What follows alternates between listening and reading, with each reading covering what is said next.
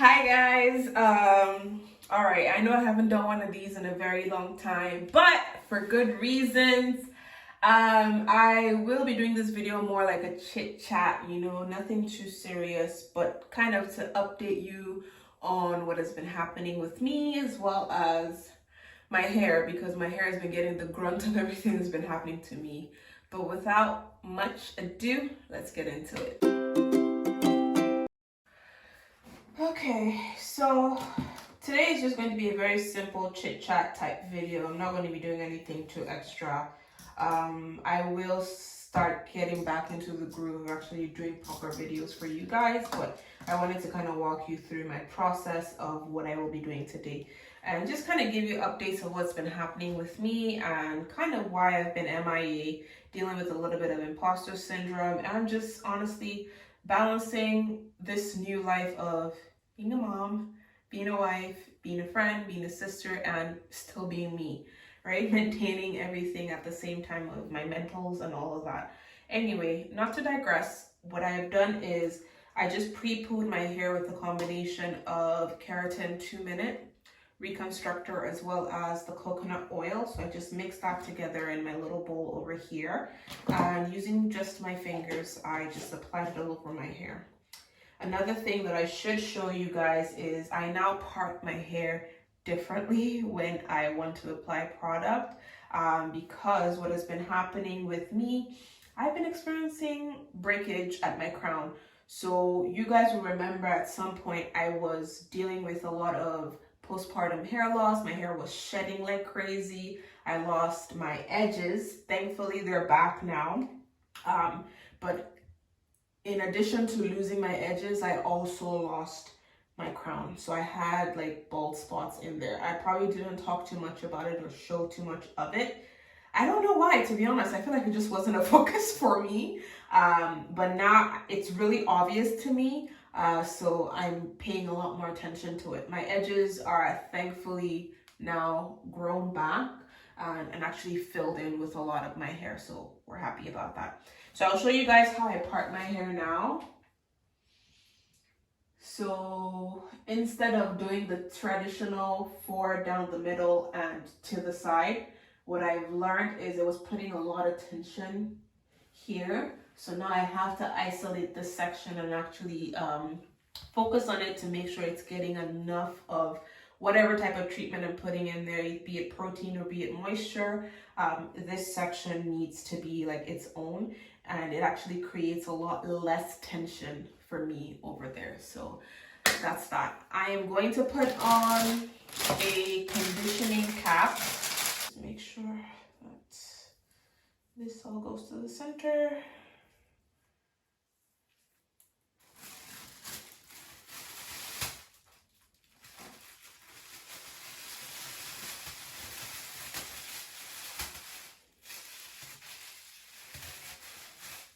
Perfection. And I'm gonna sit with heat for about 20 minutes.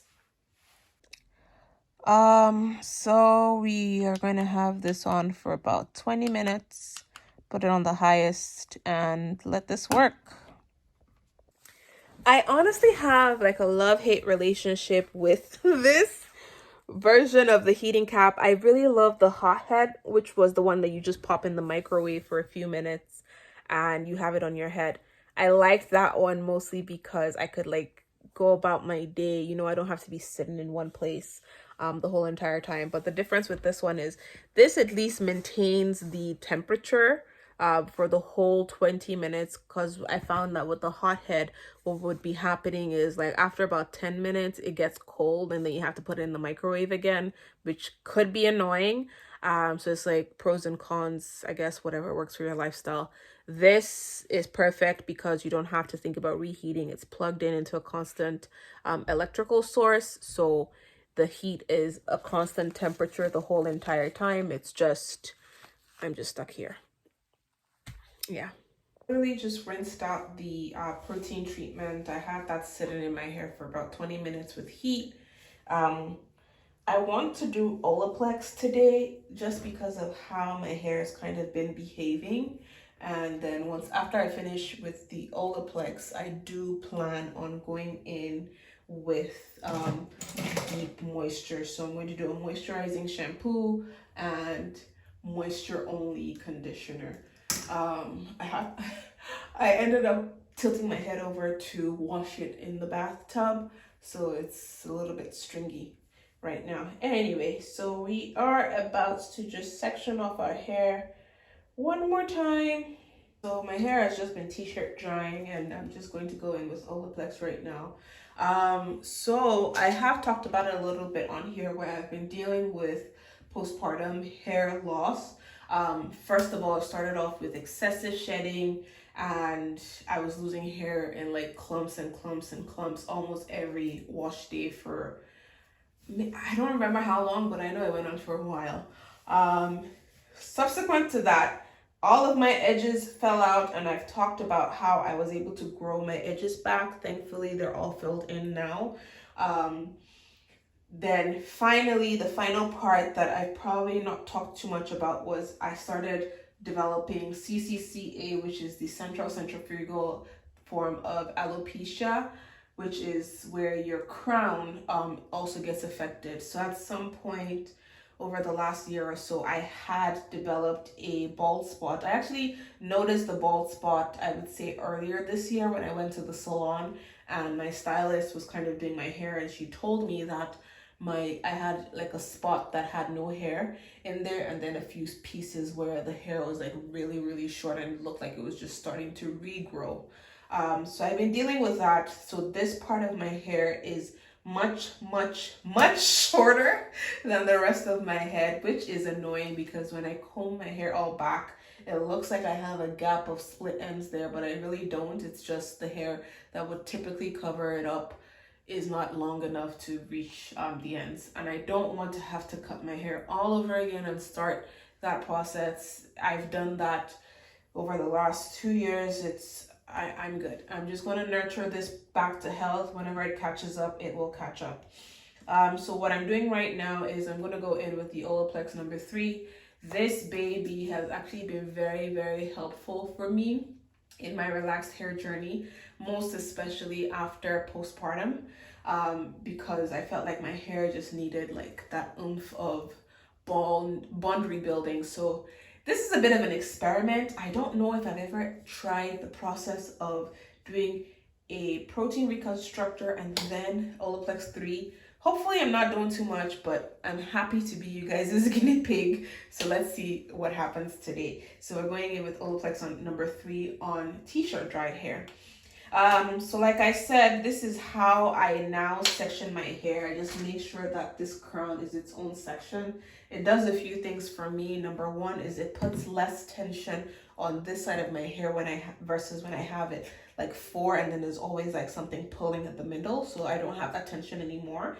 Then the other thing that it actually does for me that I would say is it allows me to get a lot of product in there, so I don't miss paying attention to that side of my hair. It gets all of the love that it needs. It gets all the extra product that it actually needs to keep it hydrated.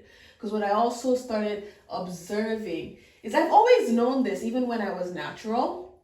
I've always known that the crown of my hair just has a different curl, right? It's much tighter, it's much coarser versus everywhere else in my head. So that's typically where it gets processed first, especially with the relaxer. So it's a lot more prone to breakage. It dries out faster is the other thing I've started observing, because now that I've been wearing my hair out more, I just noticed that midweek, the rest of my head can be fine.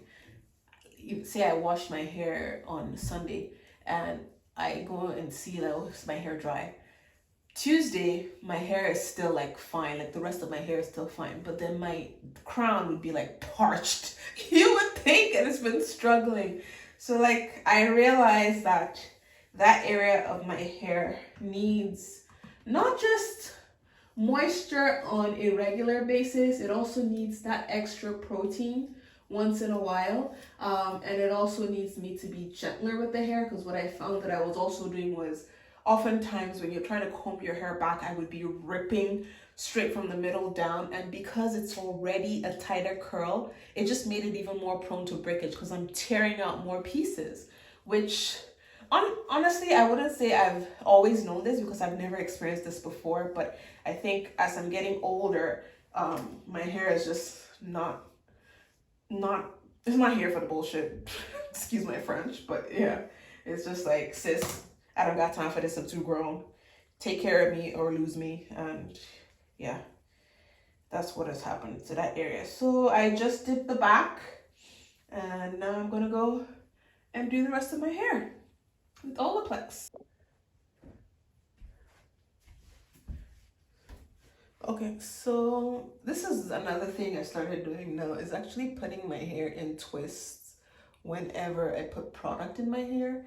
And I don't know, for some reason, I feel like it helps with making sure that each strand gets a lot of the product. So I don't mind it. And it helps me know that, it lets me know that I've actually finished that section. So we're done with this too. I'm gonna go and do my problem area now, which is my crown. I don't know if you guys can see it, but like there's a bit of breakage in there. I wouldn't really call it breakage anymore. It's just the pieces that are much shorter and are just starting to grow out. So it's not the same length as the rest of my hair. It's just much shorter. So we're trying to grow this baby back, and Olaplex is gonna help us do that, hopefully. So going in with Olaplex, and I have to massage it closer to my scalp because that hair is not long, and also make sure I do my ends.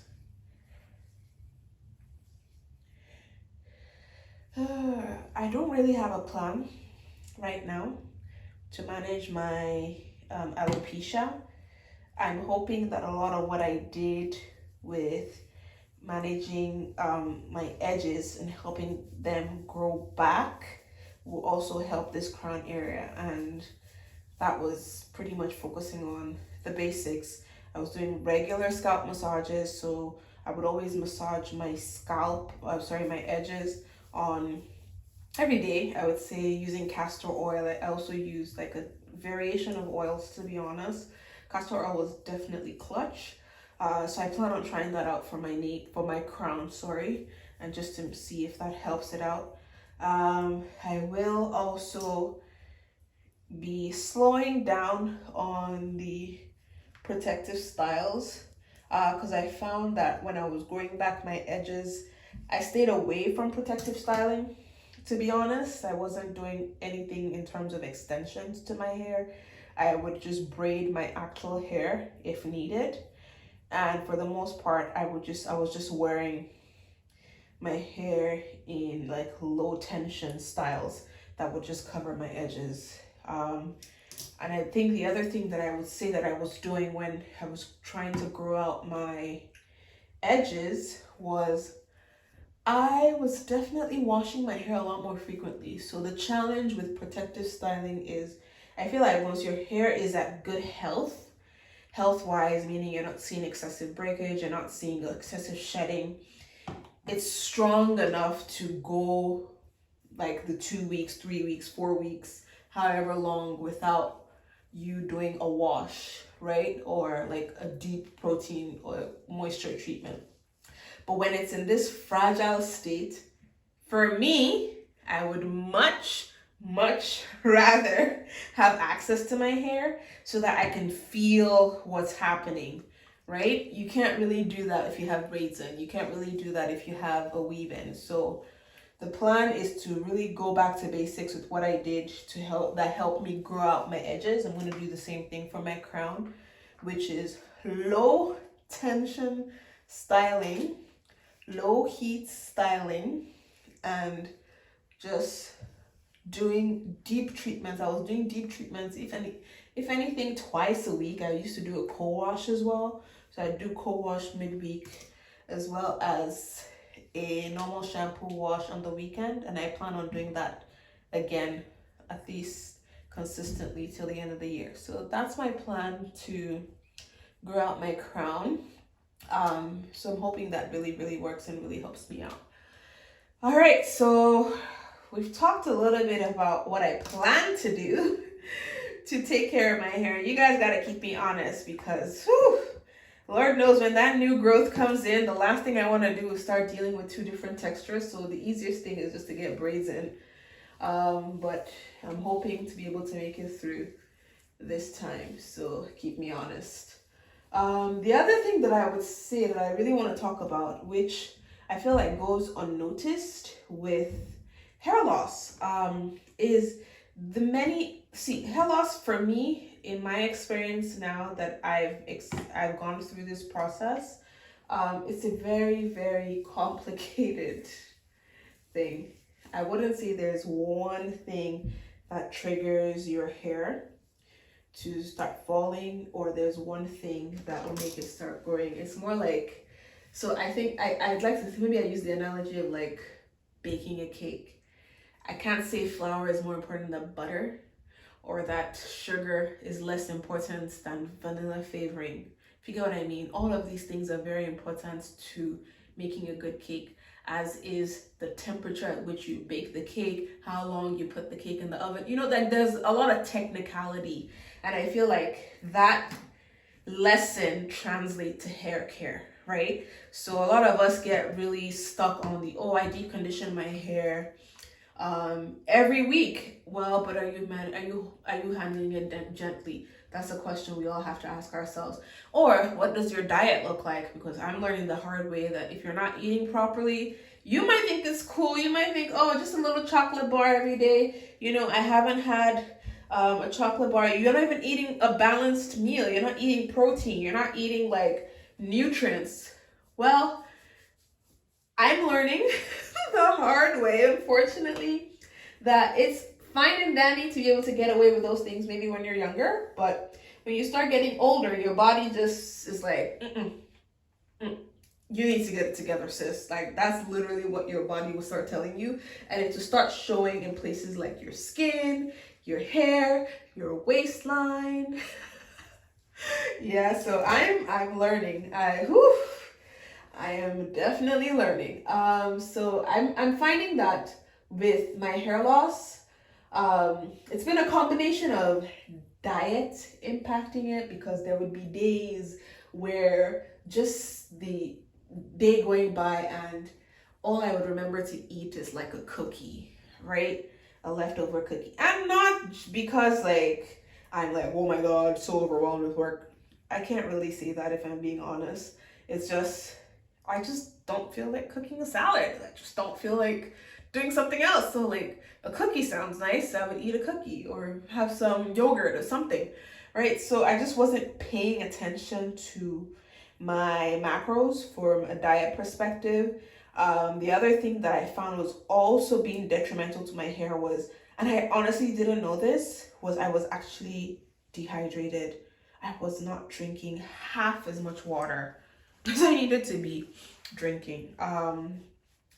If you want good hair, I've learned, and you guys take it from me, learn from me, don't learn the hard way. You need to be drinking at least 64 ounces every single day. It's not an option. You have to. Because what happens is your vital organs get whatever nutrients or hydration you give your body first, because your heart, from your body's perspective, your heart and your lungs and your liver and your kidney and everything else is way more important than hair. Whatever is left is what goes to your hair. So if you're not getting enough of those nutrients, it doesn't matter how many vitamins you choose to take, it's going to show on your hair. And I've learned that through my edges falling out and now my crown giving up on me. So this is what we have now with Olaplex all in the hair. 10 minutes on the clock. I'm just going to let it sit, and I'll catch you guys on the other side. So I just t-shirt dried my hair, and that was after I rinsed out the Olaplex treatment. So I had the Olaplex in my hair for about 20 minutes. I rinsed it out. I went in with my moisturizing shampoo, washed my scalp with this. I did this twice, and then I went in with this rinse out conditioner.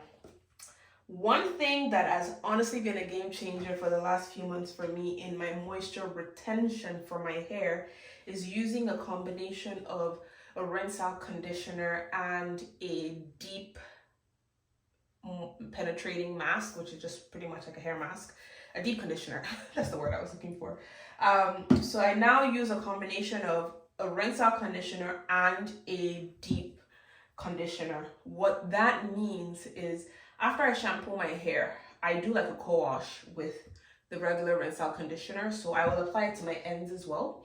And then I use it as a co-wash to just wash my scalp, and then I just rinse it out. Sometimes I let it sit actually for like a few minutes, so maybe like 2 to 5 minutes, nothing serious, and then I rinse it out. Once I come out, I t-shirt dry for a little bit, and then I use the actual deep conditioner with my oils and heat. Honestly, the combination of the two has been a game changer, and it's not to say that you have to use the TGIN line, but if you find like a good line that you like and actually works well with your hair, I would honestly recommend that you guys try it out. I've loved the results that I've been getting. My hair literally feels like a cloud after wash day. And that's even without any product. So what I'm saying is, once I air dry my hair after doing the rinse out conditioner and the deep conditioner, and then I just let my hair air dry, no product, it feels so soft, like game changer. I read about it in The Science of Black Hair, and I'm like, that's actually pretty smart. That makes a lot of sense. It makes sense why a lot of these manufacturers create both. I'm like, why else would they be creating this and then creating the deep moisturizing mask? A lot of us tend to reach for the deep conditioner, which is perfect. It is awesome. But the combination of the two working together, moisture levels enhanced. You will not be disappointed. You guys need to try it out. I've been testing it out, I would say, for like, the whole summer, pretty much, up until now. And like, I'm not disappointed. I love it so much. What I'm gonna do now is I've t-shirt dried my hair. I don't usually like putting my deep conditioner on like wet hair, so I just like it being a bit damp. I'm gonna go in with my mask, and I've added some of my oils in here already. The oil mix I'm using today is I'm using Jamaican black castor oil. I'm going to be using my favorite rosemary oil. And then I have a little bit of tea tree here, and I don't have my peppermint, but I will get it. And then I have clove oil. I just started using this one. I heard about it from someone close to me. They told me how it really helped them when they were experiencing like alopecia and breakage. So I'm hoping this really helps out in the combination with the rosemary and everything else. So mixing that in with my deep conditioner, applying it in the same sections, I'm going to do the same exact thing. I wish my hair would actually stay in the twists that you put them in, so I don't always have to resection, but that doesn't work for me. Tips and tricks, guys. Let me know if you find that your hair actually stays in twists after you wash it out, because it doesn't work for my hair. So we're going to do that now. I will get right into it. So I applied the TGIN deep conditioning mask all over my hair, and now I'm literally just sitting under my steamer for about 20 minutes, and we're going to rinse it out and most likely air dry. I'm not even sure what I want to do to my hair in terms of the style. I'm feeling like doing a roller set, but we'll see how that goes. This is one of the things that I invested in just to help me keep track of my water intake, because like I mentioned, what was happening to me as well was I was extremely dehydrated. I work from home, so I found that I would rely on like using a cup to drink my water, and it doesn't help me get a good sense of like how much I'm actually drinking versus this. One of this is 40 ounces. If I get through one, I know I'm doing good. If I get through two, I'm doing even better. The goal is to get through two every single day. So I made myself a promise to get an actual bottle that will help me be a lot more accountable to tracking my water intake. So I'd say one of the things that was definitely contributing to the whole crown breakage is definitely dehydration. I think I mentioned that I wasn't eating properly.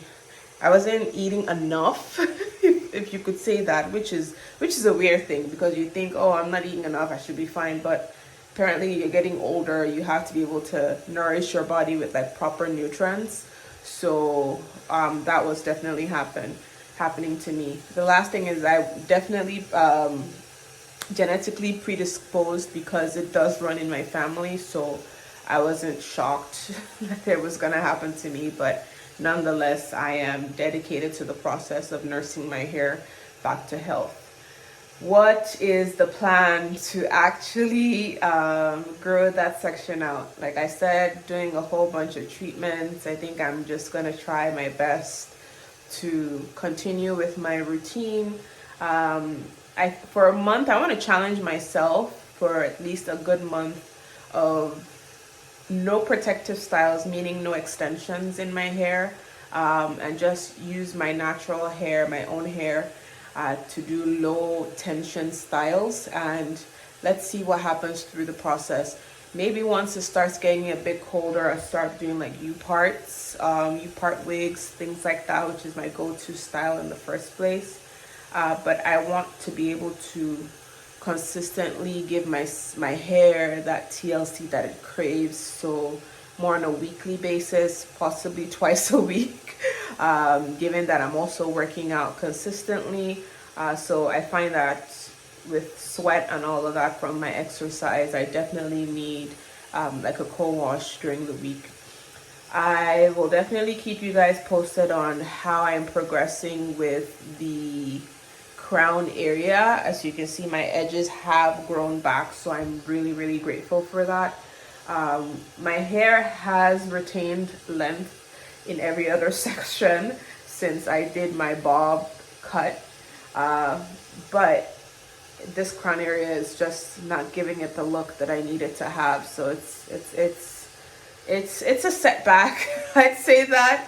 I really didn't want to have to come on here and be like, oh, I'm going through a setback, because part of the pride is like talking through the process. But hey, I'm learning. I'm sharing what I learned along the way, and I'm hoping that this helps someone else out there. If you're going through alopecia, hair loss, know that with time, with dedication, it'll come back. It is not a death sentence to your hair. It'll definitely come back. So I believe that my crown area is still going to grow back. It just requires me to just show it a little bit more love, attention, and care, like I did to my edges. I've been through this setback even when I was natural, where I had no hair at my nape for some time, and it required me to do the exact same thing. Reevaluate my diet, reevaluate my stress, reevaluate my hydration, reevaluate my hair practices. So that's what I'll be doing again. It's the same thing. Honestly, this is just a reminder for me that I need to be able to stay consistent, especially when it comes to taking care of myself. I can't just talk the talk. I need to talk the talk and talk the walk the walk, I guess. Yeah. So yeah, that's it. I hope you guys enjoyed this video. I will be posting more content. I have a number of things that I want to share with you guys over the next coming weeks. So stay tuned and leave me any comments, any tips and tricks that you guys may have, especially if you've experienced just breakage at the crown. If you've experienced the challenge of dealing with alopecia and hair loss, talk to me. I'd really love to hear your support, your advice, and your feedback, because I need I need all the help that I can get at this point. Thank you guys. Love you. Bye.